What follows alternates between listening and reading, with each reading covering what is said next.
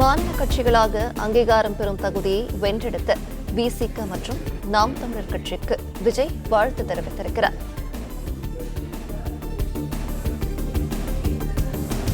நடைபெற்று முடிந்த நாடாளுமன்ற தேர்தலில் மக்களின் நம்பிக்கையை இரு கட்சிகளும் வென்றுள்ளதாக தமிழக வெற்றிக் கழகத்தின் தலைவர் கூறியிருக்கிறார்.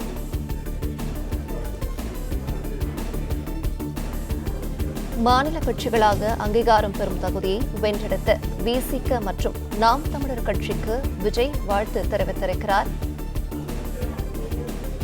விவரங்களை வழங்குகிறார் நம்முடைய செய்தியாளர் மகேந்திரன். வணக்கம். இது பற்றிய விவரங்களை பதிவு பண்ணுங்க. வணக்கம். நடைபெற்று முடிந்த நாடாளுமன்ற தேர்தலுக்கு பிறகு மாநில கட்சிகளாக அங்கீகாரம் பெற உள்ள விடுதலை சிறுத்தைகள் மற்றும் நாம் தமிழர் கட்சிக்கு தமிழக வெற்றிக் கழக தலைவர் விஜய் வாழ்த்து தெரிவித்திருக்கிறார்.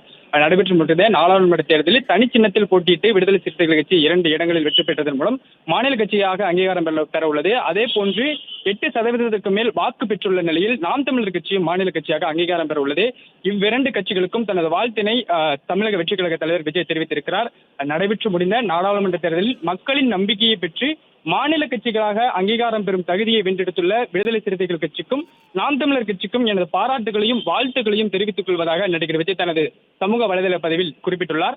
அதே போன்று தமிழகம் மற்றும் புதுச்சேரியில் நாடாளுமன்ற உறுப்பினர்களாக தேர்ந்தெடுக்கப்பட்டவர்களுக்கும் தனது வாழ்த்தினை தெரிவித்திருக்கிறார். அந்த வாழ்த்தில் தமிழ்நாடு மற்றும் புதுச்சேரியில் இருந்து உறுப்பினர்களாக தேர்ந்தெடுக்கப்பட்ட அனைவருக்கும் தங்களது பணி சேர்க்க வாழ்த்துவதாக நடிகர் விஜய் தனது இந்த வாழ்த்து குறிப்பில் தெரிவித்திருக்கிறார்.